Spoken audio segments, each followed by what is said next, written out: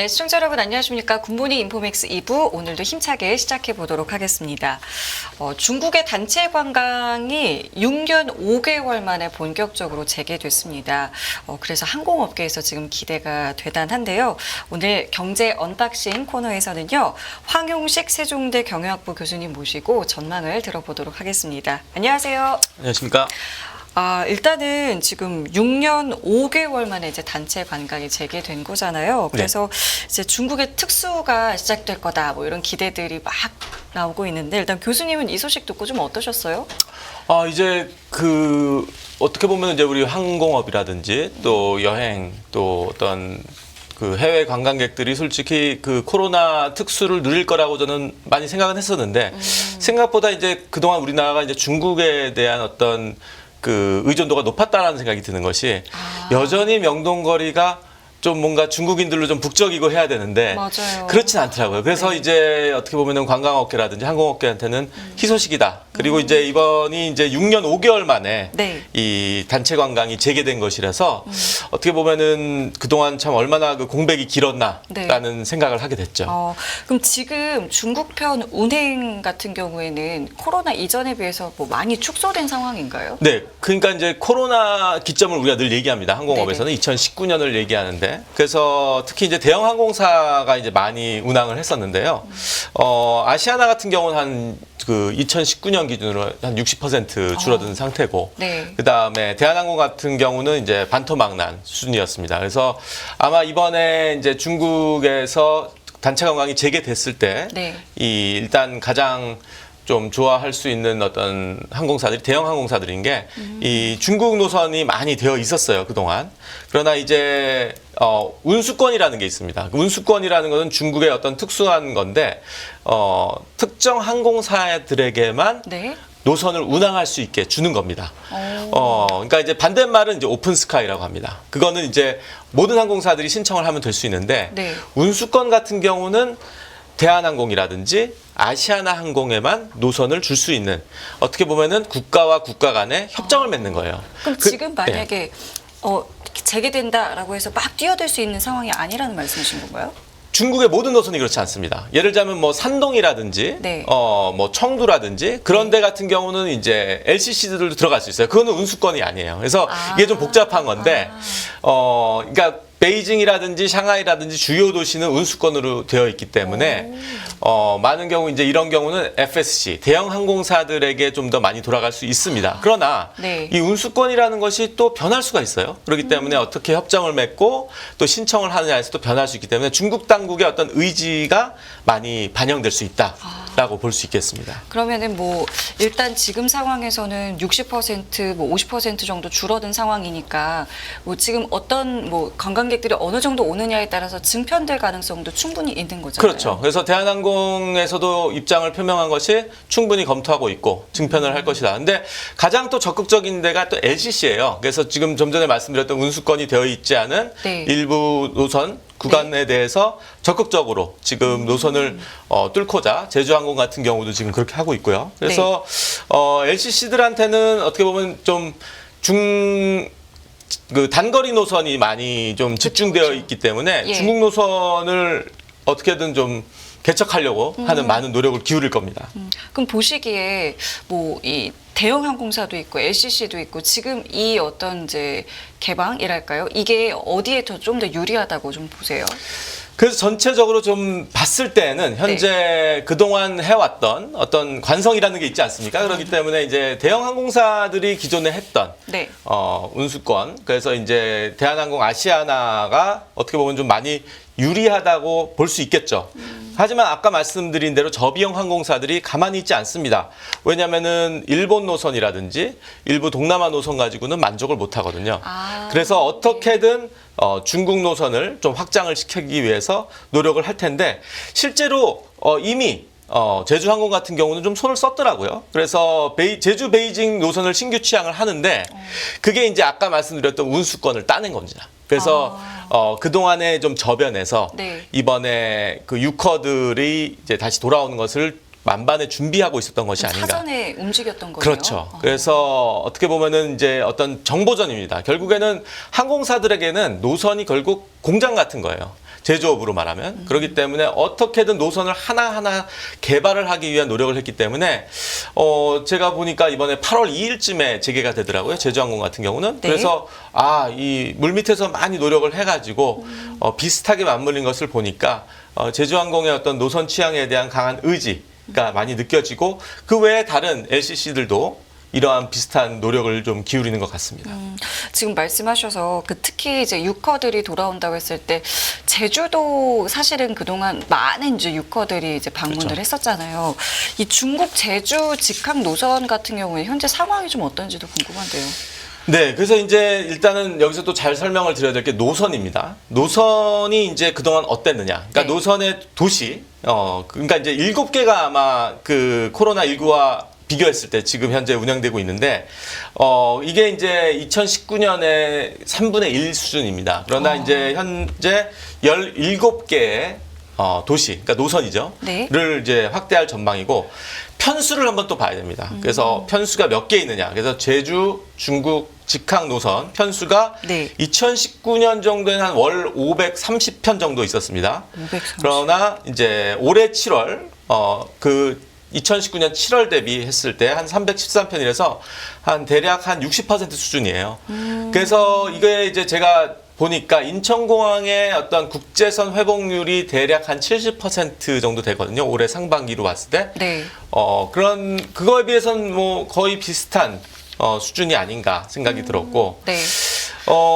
중국 관광객 같은 경우는 뭐 2016년에 거의 피크를 찍었죠. 그래서 한 306만 명 정도가 제주도를 방문을 했고, 예. 이게 이제 전체 관광객의 한 85%. 그러니까 중국인이 제주를 거의 점령했다라고 해도 과언이 아닐 정도입니다. 근데 네. 이번 상반기를 놓고 봤을 때는 7만 9천 명, 전체 네. 관광객이 한 55만이니까 여전히 이제 306만을 따라가려면 멀었죠. 그러나 이번에 그 단체 관광객이 재개되면서 네.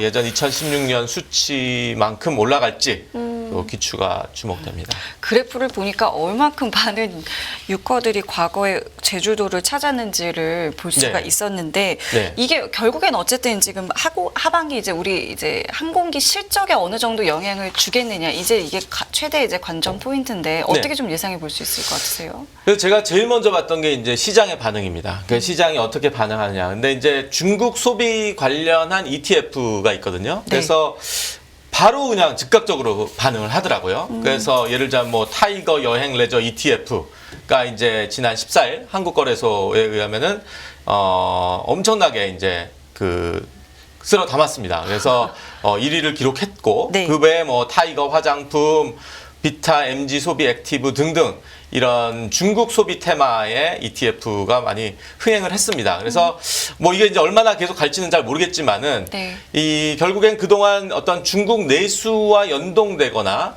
또 중국 관광 수요와 연동된 이런 상품들이 결국엔 그동안 좀 많이 목말랐던 거예요. 그래서 계속 이제 하향세였던 것인데 이제 이런 것이 한 6년 동안 그러다 보니까 폭발적인 지금 반응을 보인 게 아닌가 싶습니다.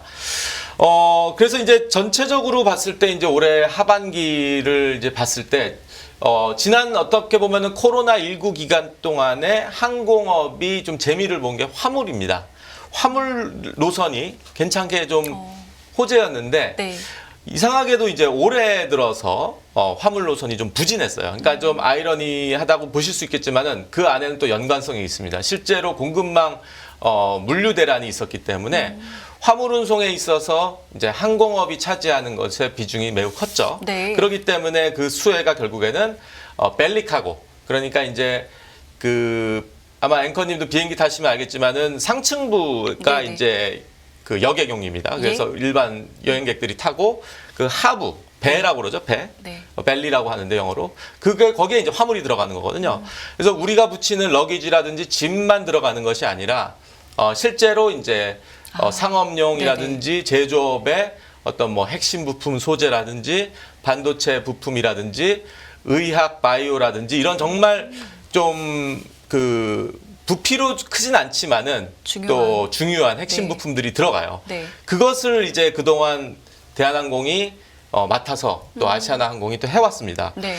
그러나 이제 이런 공급망 물류 대란이 좀 해소가 되면서 다시 해운이 좀 재개되고 하다 보니까 항공 운임이 좀 많이 떨어지고 네. 그러다 보니까 예전만큼은 아니게 이제 실적을 보인 거죠. 그렇다고 해서 뭐 적자가 난 건 아니고 다 영업이익은 냈습니다. 근데 전년 대비 이제 좀 감소한 실적을 보인 것입니다.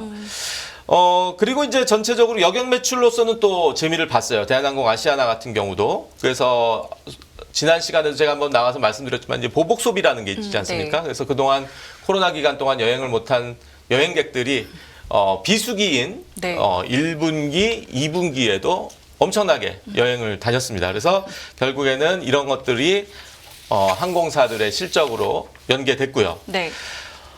그래서 이제 하반기 실적을 말씀드리면 하반기는 이제 뭐 3분기, 4분기일 텐데 3분기는 전통적으로 항공업이 가장 재미를 보는 때입니다. 왜냐하면 여름 휴가가 껴 있고요.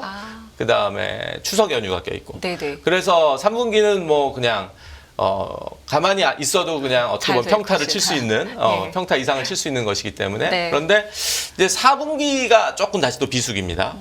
그래서 여기서 이제 이번에 오늘의 주제인 중국 유커들이 컴백하는 것이 어떻게 보면은 또 인바운드 여객을 많이 모아서 4분기 실적으로도 반영될 수 있지 않을까. 그래서 네. 결국에는 전체적으로 올해 하반기도 실적이 좀 개선되지 않을까라는 생각을 해보고요. 네. 그 다음에 이제 LCC 같은 경우는 이번에 이제 전통적인 비수기 2분기 때도 아주 좋은 실적을 기록했습니다. 그래서 그동안 어떻게 보면은 LCC가 코로나19 기간 동안에 많은 손실을 겪었고 또 어려움이 있었는데 이런 손실을 이제 보전하는 게 아니고 또 다시 회복하는 것이 아니냐라는 또 얘기가 있지만 결국에는 2분기 실적을 놓고 봤을 때 결국에는 비수기임에도 불구하고 잘했고 3분기도 아까 말씀드린 대로 또 항공산업에게서는 매우 또 유리한 시기고 4분기도 2분기와 1분기와 비슷하게 또 호실적으로 이어지지 않을까. 그리고 지금 LCC들이 아까 말씀드린 대로 계속 노선 확장을 하고 있어요. 네. 그래서 중국 노선에 대한 비록 운수권이라는 게 있지만 그 운수권의 어떤 높은 장벽을 뚫고 중국 시장을 어떻게든 열려고. 그래서 티웨이 같은 경우도 지금 뭐 엄청난 중장거리 노선들을 많이 지금 개발하고 있습니다. 그래서 우리에게 익숙지도 않은 키르기스탄이라든지 또 뭐 인천 코타키나발루 많이 뭐 대형 항공사들도 가지만 LCC들도 이제 가게 됐고요. 네. 그 다음에 뭐 대구 몽골, 인천 사가 좀 이런 좀 그 사각지대에 있거나 좀 수요가 앞으로 생기게 될 잠재성이 있는 노선들을 계속 개발하고 있습니다. 그런 것들이 어떻게 보면은 LCC들이 이런 것들과 함께 이제 흑자 전환으로 이어지지 않을까. 그래서 그동안 정체되었던 국제선의 좀 활기를 되찾는 그런 모습을 보이고 있습니다. 네. 짧게 이것도 여쭤볼게요. 제가 알기로는 그 중국 노선이 그 뭐랄까요. 비행 시간 대비 임금이 좀 비싸다. 그 운행, 네. 항공권이 좀 비싸다. 이런 얘기를 들었는데 네. 이게 매출에도 좀 영향이 어느 정도 있는지도 궁금한데요. 네, 그래서 이제 중국 노선이 이 전통적으로 노선이 짧은 거에 비해서 네. 가격이 높게 책정되어 있습니다. 그래서 우리가 이제 흔히 중국 하면은 왠지 좀 저가다 생각할 수 있겠지만은 네네네. 자세히 한번 보시면요, 일본 노선하고 비슷하거나 또 거기에 들어가는 또 투입 비용도 있잖아요. 노동 임금이라든지 네네. 그런 것이 낮게 책정돼 있거든요. 중국은 원래. 네. 그럼에도 불구하고 가격 측면으로 보면은 일본과 비슷하다는 거는 일본 노선과 높게 마진이 책정돼 있어요. 그래서 항공사들은 오히려 이제 그 2016년 사드 사태가 났을 때 정말 앓는 소리라는 게 중국 노선 다 날아갔구나. 그리고 이제 어떻게 보면은 그 코로나19 기간 동안에 제주 노선이라든지 네네. 국내선들 많이 활용해서 그렇죠. 그러면은 뭐 제주 노선으로 해가지고 어떻게든 손실을 보전할 수 있지 않을까라고 생각하지만 다르겠군요. 생각보다 알짜가 아니에요. 그래서 그 마진도 낮게 책정돼 있고 그 또 가격이 많이 좀 저평가돼 있는 부분이 있어서 네. 쉽게 말해서 이제 중국 노선은 알짜 노선 그리고 황금알을 낳는 거위라고 인식되어 있습니다. 알겠습니다. 자, 그럼 주제를 좀 바꿔서요. 지난번에 나오셨을 때 이 대한항공이랑 아시아나 항공의 합병에 대해서 말씀을 네. 해주셨었는데 지금은 어떤 상황인가요? 그 사이에 참 많은 좀 얘기들이 있었습니다. 어떻게 보면은 좀 혼선도 있었고, 또 어떻게 보면 이 합병을 좀 계속 예의주시하시는 분들한테는 이게 어떻게 돼가는 건가?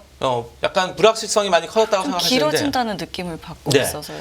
그래서 이제 일단은 최근에 있었던 일을 먼저 말씀을 드리면은 네. 이제 한 언론 보도에 의해서 좀 나왔지만은 산업은행이 이제 3일 회계 법인의 이 아시아나 항공 안정화 방안이라는 컨설팅 용역을 발주했습니다. 이게 이제 어떻게 보면은 뭐 그냥 대략적으로 생각해서 안정화. 그쵸. 예. 어떻게 보면 재무 건전성 확보를 위해서 산업은행이 어떻게 보면은 이제 또 주채권 또 은행이다 보니까 네. 그렇게 할 수 있는데 이것이 이제 어떻게 보면 좀 확대 해석되고 와전이 돼서 네. 산업은행이 이제 플랜 B를 생각하는 게 아니냐. 그리고 그러니까 합병이 안 될 그쵸. 가능성을 말하는 거죠. 그리고 안 될 가능성을 염두한 플랜 B라고까지 하면까지 좋은데 안 된 것처럼 막 이제 그 내부자 정보처럼 이게 확대 해석돼서 좀 시끌시끌했습니다. 그러나 이제 팩트를 말씀드리면 아직도 이제 심사 진행 중이고요. 3개 네. 국가, 네네. 3개 지역이라고 할 수 있죠. EU, 미국, 그다음에 일본 이렇게 진행되고 있고요. 네. 산업은행은 이제 바로 즉각적으로 이제 해명 자료를 냈습니다. 이거는 뭐 아시아나의 자금 수지 점검을 위한 그냥 일상적인 용역이다라고 이제 하고 아시아나가 이게 시간 싸움으로 좀 길어지다 보니까 합병이 어떻게 보면 재무적 여건도 안 좋아지고 재무 체력이 또 안 좋아지기 때문에 그냥 일상적으로 우리가 뭐 얘기하는 거다 하는데 뭐 플랜 B는 절대 아니다라고 하는데 저는 여기서 약간 제 전문가 입장에서 봤을 때 네. 플랜 B라는 말을 최대한 안 하려고 애쓴 것 같아요. 근데 제 생각은 그렇습니다. 모든 기업은요. 제가 이제 전공이 경영 전략인데 플랜 B를 짜야 됩니다. 플랜 B, 플랜 C까지 짜야 돼요. 네. 그만큼 다양한 시나리오를 통해 가지고 어떤 최악의 상황을 모면하고 피해야 되는 것이 기업이 해야 되는 부분이기 때문에 산업은행 입장에서는 당연히 불발됐을 가능성도 보고 그것에 대한 또 준비도 할 수 있는 거거든요. 그래서 그것을 너무 막 아니다 하면은 더 의욕만 증폭시키기 때문에 네. 그냥 자연스럽게 모든 가능성을 열어두고 있다. 하지만 우리는 이번 합병에 대한 강한 의지가 있다라고 한다면 좋았을 텐데 아마 뭐 제 생각에는 제 짧은 생각이었을지 모르겠지만은 지금 현재 이제 심사가 진행되고 있으니까 맞아요. 괜히 이제 노이즈를 만들어서 좋을 게 없다라는 했는데 애초부터 이거는 정말 함구하고 진행해야 되지 않았을까 그랬으면 예, 이게 외부에 노출됐다라는 거는 충분히 앞으로 이 노이즈가 될 수 있다라는 것을 산업은행이 좀 알았으면 그래서 앞으로는 이런 부분에 대해서 좀 앞으로 심사 기간이 지금 언제까지 이어질지 모르겠지만은 네네. 올해 말 정도까지는 좀 마무리가 될 가능성도 있고요. 내년 초가 될 수도 있고. 근데 제가 많은 전문가들이 대한항공 아시아나 인수합병이 뭐 언제까지다 맨날 얘기하다가 지금 흘러서 지금 뭐 2, 3년이 지나왔어요. 그렇기 네네. 때문에 좀 장담할 수는 없는 부분이고요. 하지만 일단은 지금 계속 그 심사가 진행 중에 있습니다. 저도 개인적으로 궁금해서 여쭤보는 건데 이게 원래 심사가 이렇게까지 길어지는 거가 일반적인 건지 이렇게 길어질 거라고 예상을 모두가 하고 있는 건지 좀 궁금한데요. 정말 예상 못했죠. 그래서 이게 아마 그 인수합병 지금쯤이면 아마 이제 PMI 가 지금 들어가는 상황인가 이미 합병이 돼서 이제 통합 과정에서 네. 이제 산업은행하고 같이 협의해서 이제 하나의 통합사로 합병하는 그 단계가 원래는 시나리오였어요. 그러나 예상치 않게 우리나라 이제 공정위 때부터 이제 길어지기 시작했고요. 그러면서 이제 해외 당국, 경쟁 당국도 길어지면서 아무도 예측을 못했습니다. 근데 지금 아까 조금 전에 저희 그 얘기했잖아요. 항공 화물이 팬데믹 기간에 효자 노릇을 했다고. 네. 근데 지금 이 항공 화물이 변수로 떠올랐다라고 하는데 이건 또 어떤 얘기인가요? 그러니까요. 이거는 정말 그 건드리고 싶지 않은 부분이었습니다. 왜냐하면은 전문가들 사이에서는 이 미국이라든지 유럽 경쟁 당국이 항공 화물을 건드릴 거다라는 얘기가 이미 오래전부터 있었거든요. 그러나 어떻게 보면은 뭐 저를 비롯해서 많은 또 전문가 집단들이 이 부분은 얘기하지 말자. 왜냐하면은 이걸 자칫 괜히 얘기했다가 인수합병에 걸림돌이 될 수 있으니까 어떻게 보면은 저희가 뭐 대한항공 아시아나를 생각하는 것이 아니라 대한민국의 어떤 항공 운수 산업을 생각하는 차원에서 네. 어떻게 보면 이것이 좀 스무스하게 진행이 돼야 된다는 생각을 했거든요. 네.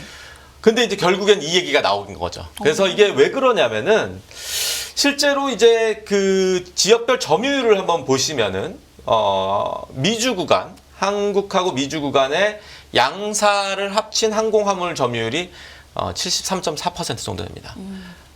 이거는 뭐 그 대충 그 숫자만으로도 느낌이 오시죠. 네. 그다음에 유럽 같은 경우가 한 59.6, 그러니까 60% 정도 되고요. 그래서 대략 한 60, 70%대라는 이 수치는 이제 해외 경쟁 당국 입장에서는 좀 민감할 수 있는 것입니다.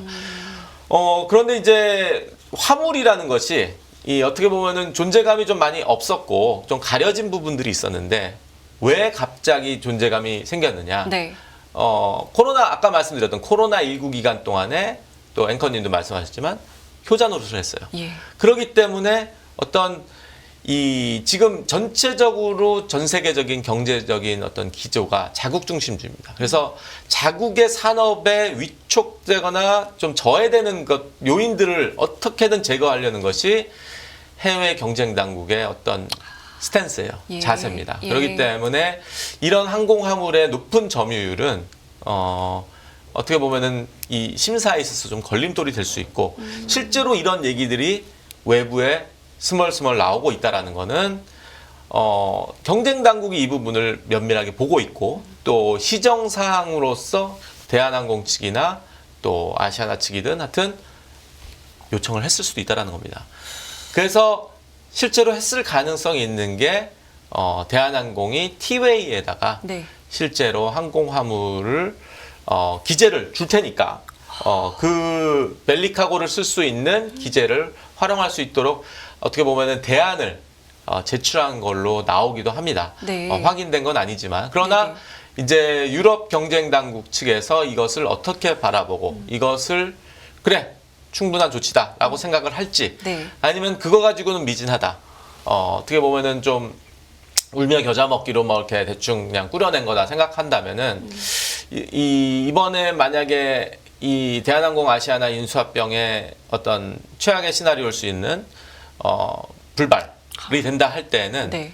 바로 이 항공화물을 갖고 얘기가 나올 수도 있다라는 그러다 보니까 이제 이 대한항공은 지금 계속 슬롯이라든지 그런 것들을 이제 내주는 자구책을 마련하고 있어요. 그래서 실제로 뭐 버진 애틀랜틱 할 때도 한 46개 정도 슬롯을 내줬고요.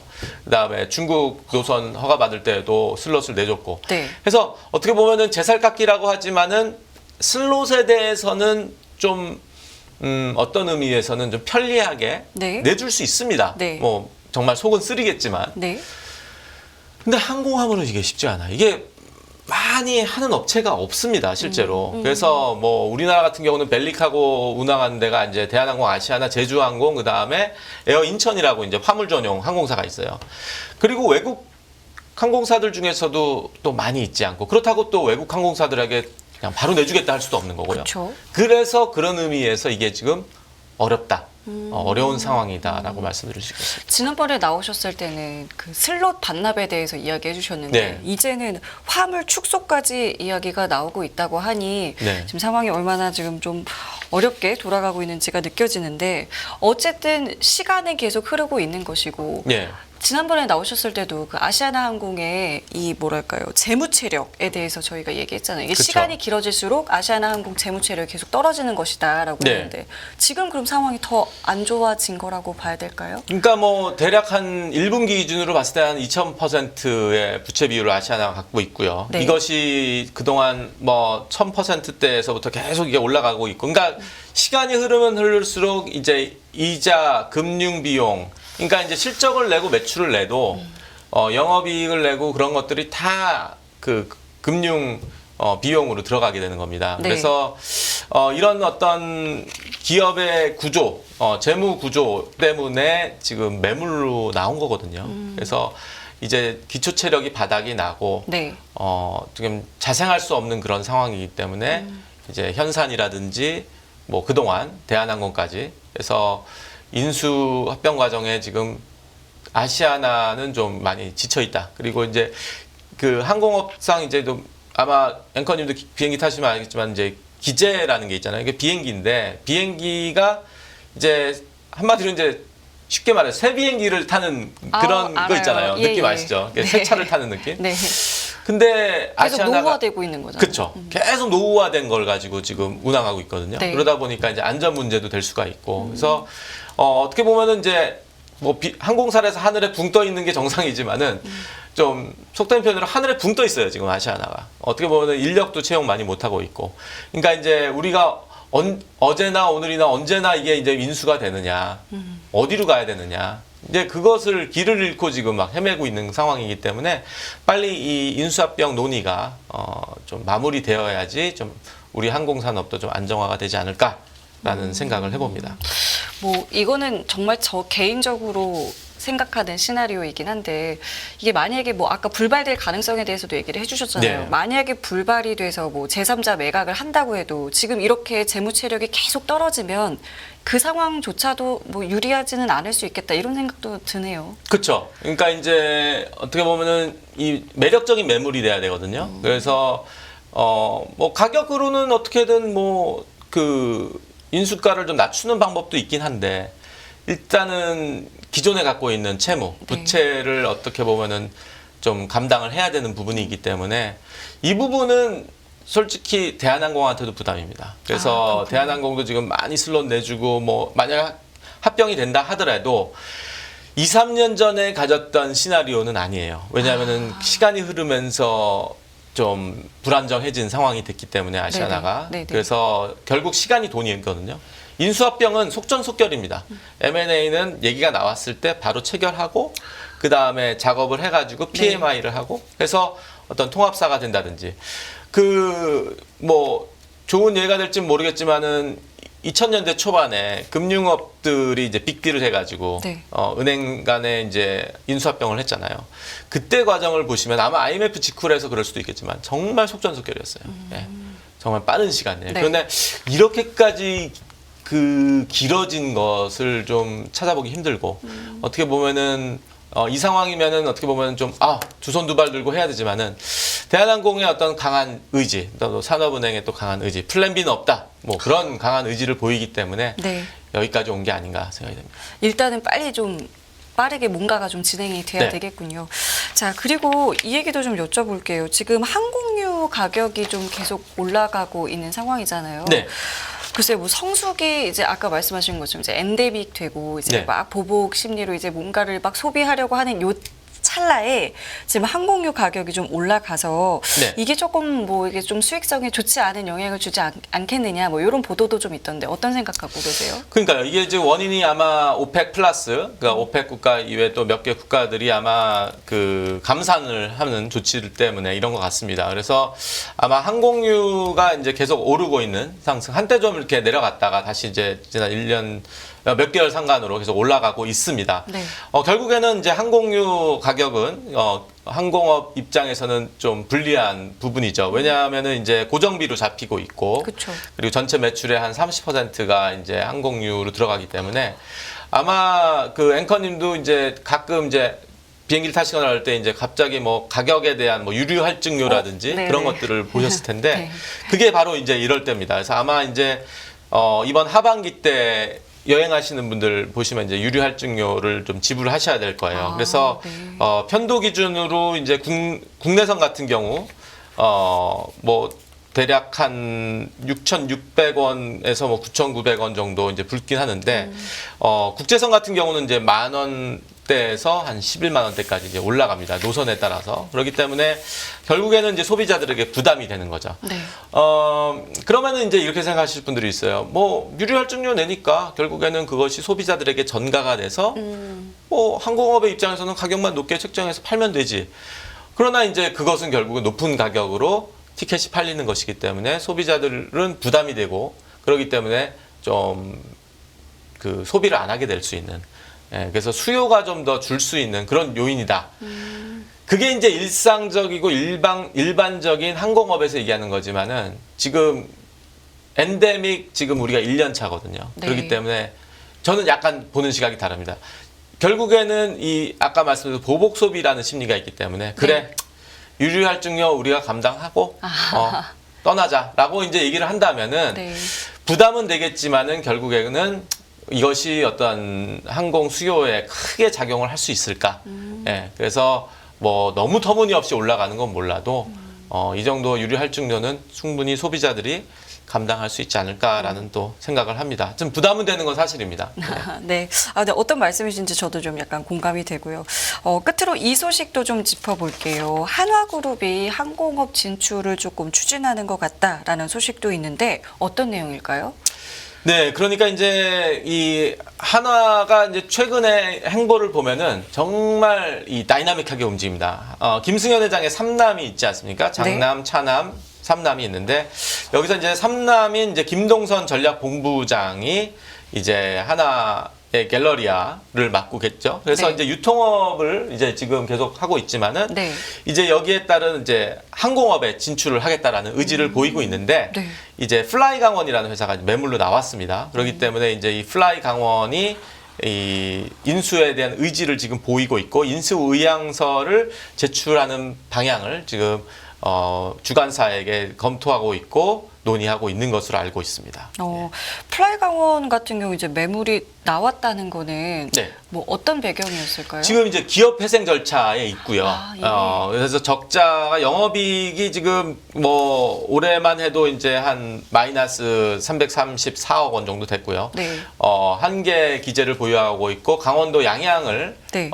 이제 거점으로 두고 있는 이제 지역 항공사로서 이제 시작을 했는데 코로나19 직격탄을 맞으면서 네네. 이제 좀 회생하기 어려운 상황이 됐습니다. 그래서 새로운 인수자를 찾고 있는데 지금 현재 아마 중소사모펀드 두세 군데와 그다음에 한화 갤러리아가 지금 검토를 하고 있는 것으로 알고 있고 네. 어떻게 보면은 이제 김동선 회장 입장에서는 또 유통이라든지 또 항공업을 통해서 어떤 새로운 영역 그러니까 이제 장남 같은 경우는 뭐 태양광 방산이고요. 그쵸. 차남은 이제 금융업. 그래서 이제 어떻게 보면 하나의 그 하나 전체 그룹으로 봤을 때는 어떻게 보면은 수직적 통합이라든지 전후방으로서 연계될 수 있는 그리고 육해공을 다 아우르는 그러한 또 그룹으로 또 발돋움할 수 있을 것 같아서 네. 어떻게 보면은 이것이 그 예사롭게 보지는 않는 것이 이번에 혹시라도 뭐 이 플라이 강원에 대해서 조금 뭐 인수를 안 하더라도 네. 그 다음 이제 후보가 혹여라도 이제 대한항공 아시아나가 불발되었을 때 그때 아시아나 항공의 어떤 제3자 인수의 어떤 하마평에 오를 수 있는 것이 결국 또 하나가 아니겠느냐. 그래서 항공업에서는 여러 가지 시나리오, 플랜 B와 뭐 플랜 C를 했을 때 제가 보기엔 한 뭐 플랜 C 정도로 하나가 지금 대두되는 것 같습니다. 예, 알겠습니다. 이 이후의 소식도 다음에 나와서 또 알려주시면은 네. 좋을 것 같아요. 오늘 이야기는 여기까지 함께하겠습니다. 지금까지 황용식 교수와 함께했습니다. 오늘 말씀 고맙습니다. 네, 감사합니다. 네, 깊이가 다른 경제 뉴스 연합뉴스 경제TV 경제 언박싱 오늘은 여기까지 하겠습니다. 시청해주신 여러분 감사드리고요. 저는 내일 이 시간에 다시 찾아뵙겠습니다. 지금까지 성유미였습니다. 고맙습니다. 끝없는 위기 속 기회는 언제나 숨어 있습니다. 성공한 투자 고수들과 나눈 투자의 철학. 다가올 기회를 잡아내는 부의 만찬으로 여러분을 초대합니다. 푸짐하게 한 상 차려놓았습니다.